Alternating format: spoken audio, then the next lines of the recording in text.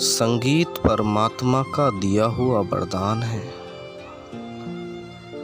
चैतन्य की ऊंची शिखर पर विराजमान संगीत मनुष्य को ध्यान की गहराइयों में जाने के लिए विवश कर देता है। यदि शुद्ध है संगीत तो अपने आप को व्यक्ति रोक न सकेगा। आंखों में आंसू लाने के लिए विवश कर देगा। वरदान है परमात्मा का दिया हुआ। इसका आनंद केवल मनुष्य ही ले सकते हैं। पशु संगीत का आनंद नहीं ले सकते। चेतना की उच्चतम अवस्था है। एक कहावत, प्राचीन कहावत है, भैंस के आगे बीन बाजे। सचमुच भैंस के आगे बीन बजाने से कोई फायदा नहीं होता, क्योंकि भैंस संगीत का आनंद नहीं ले सकती। कहावत तो दूसरे संबंध में है, परंतु संगीत के संबंध में भी अगर इसको देखा जाए तो बिल्कुल ठीक बैठती है। इसलिए चेतना के उच्चतम शिखर पर विराजमान होने के कारण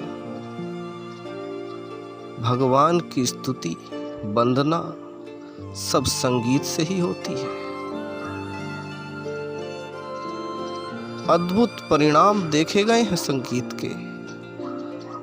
लाइलाज बीमारियों को चंगा करने के लिए अद्भुत शक्ति होती है संगीत में। रोते हुए मन को प्रसन्नता देने के लिए और अहंकार को गिराने की अपूर्व क्षमता होती है संगीत में। संगीत अहंकार पे वो चोट देता है। इसलिए जिसने अपनी वाणी को संगीत में कर लिया वह उसके परिणाम को भोगेगा, उसके फल को भोगेगा। उसका फल उसके लिए बड़ा ही भला होगा। इसलिए जरूरी है कि अपनी वाणी को संगीत में बनाओ, लयबद्ध बनाओ, ताकि तुम मनुष्य होने का फायदा उठा सको।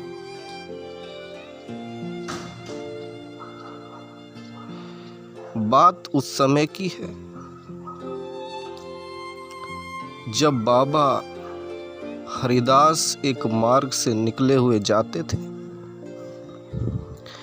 तो रास्ते में झाड़ी के पीछे से एक सिंह के गरजने की आवाज सुनाई दी। चेले तो डर ही गए थे। शिष्यों ने कहा, गुरुजी भागो, लगता है सिंह है, हम सबको मार डालेगा। परंतु बाबा नरहरिदास को कुछ संदेह हुआ। उन्होंने गौर से झाड़ी की तरफ देखा तो एक 4-5 साल का बच्चा बैठा हुआ सिंह की आवाज निकाल रहा है। बाबा नरहरिदास को उसकी ये प्रतिभा बड़ी पसंद आई। वह उस बच्चे को उसके माँ बाप से मांग कर ले गए, क्योंकि उस समय पे अगर कोई बाबा किसी बच्चे को मांग ले शिक्षित करने के लिए तो बड़े सौभाग्य की बात समझी जाती थी, क्योंकि शिक्षा का अभाव था। कला को उच्चतम रखा जाता था, क्योंकि कला सिखाने वाला आसानी से किसी को कला नहीं दे देता था। और संगीत ऊंची कलाओं में से एक कला थी। आजकल आसानी से इस कला का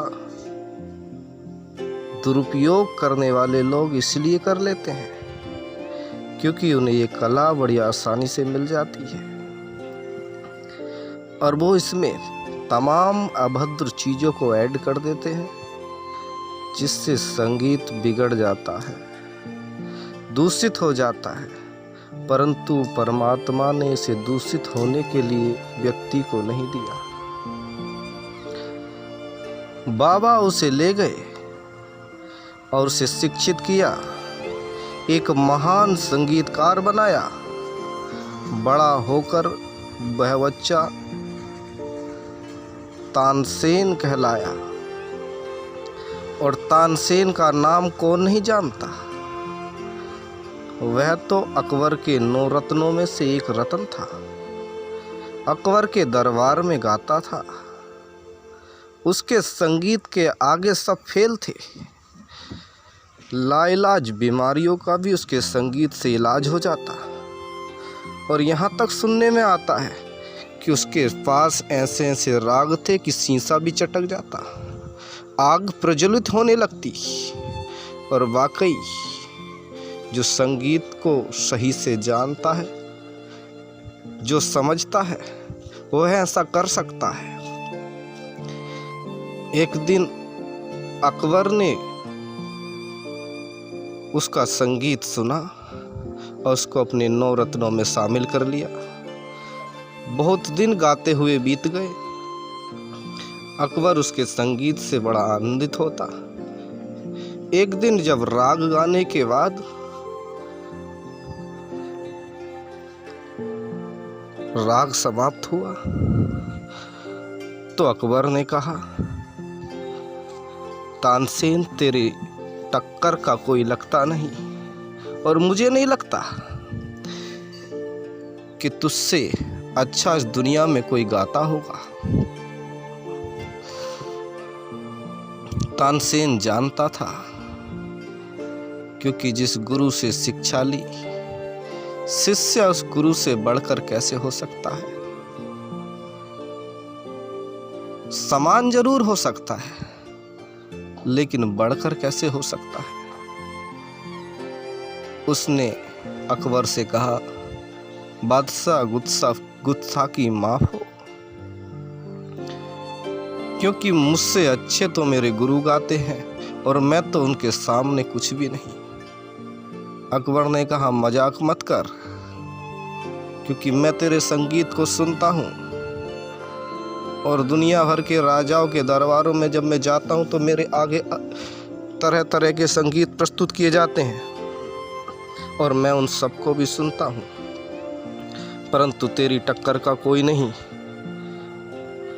तानसेन ने कहा, महाराज, एक बार जिस दिन मेरे गुरु का संगीत तुम सुन लोगे, उस दिन बात समझ में आ जाएगी,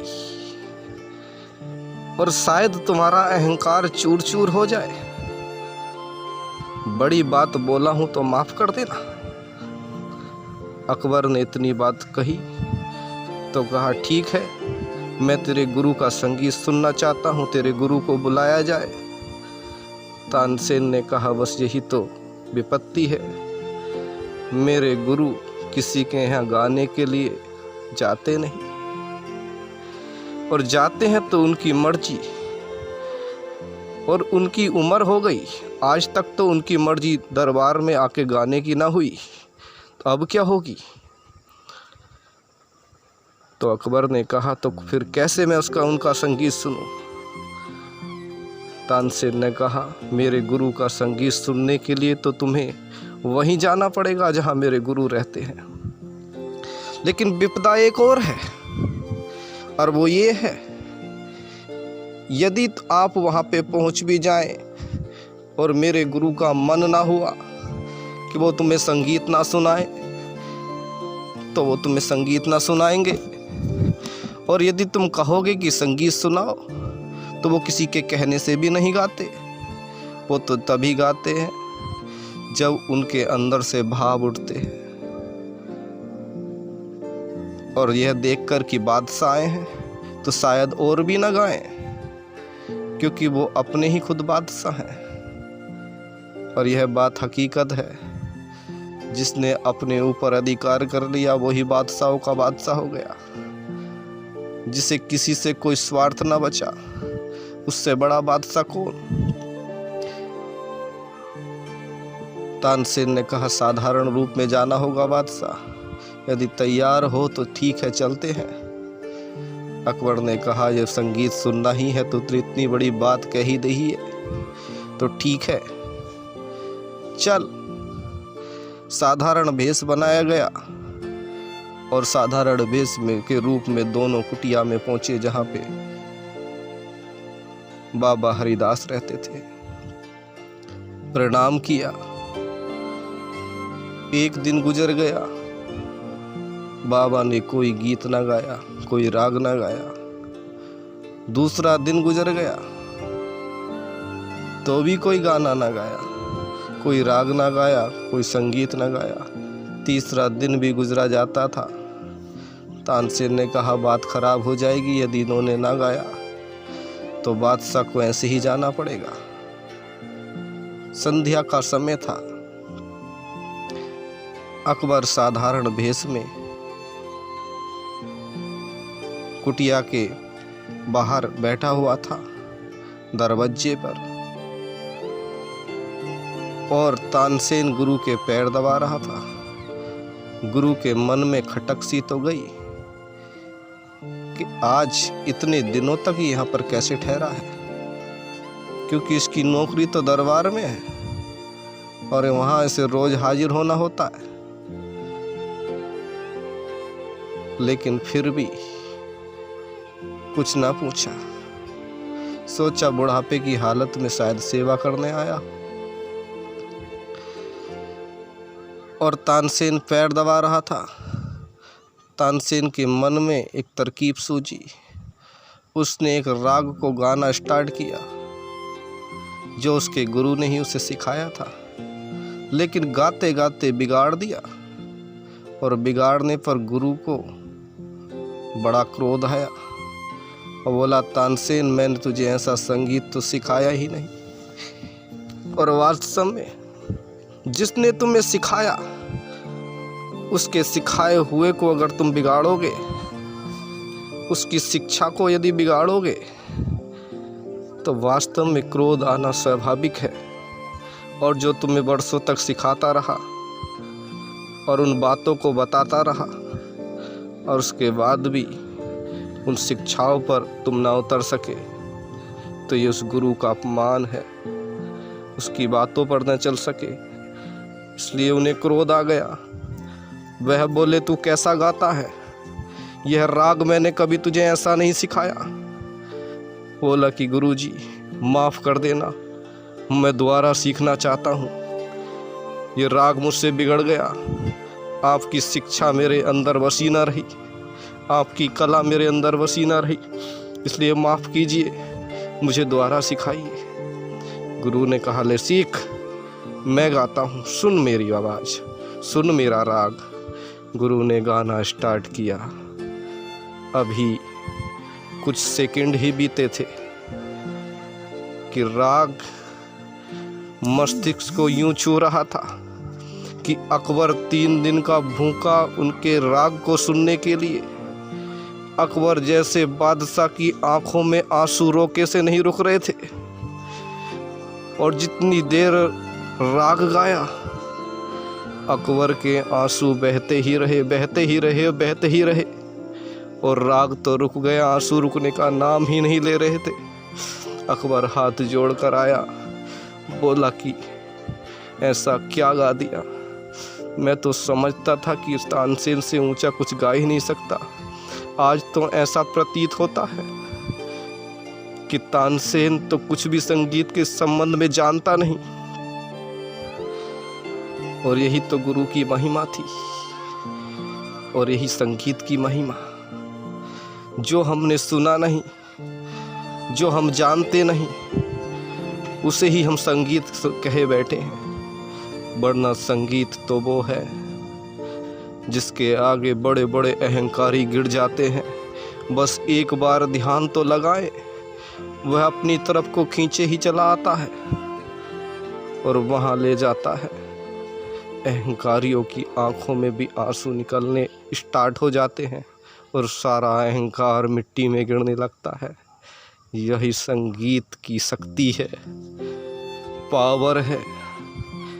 और यही नहीं, वैज्ञानिक रूप से भी तमाम शरीर की गंदगी उन आंसुओं के द्वारा बाहर निकल जाती है, मन को पवित्र करता है। ऐसी संगीत की महिमा है। इसलिए संगीत को सुनने से, संगीत को घर में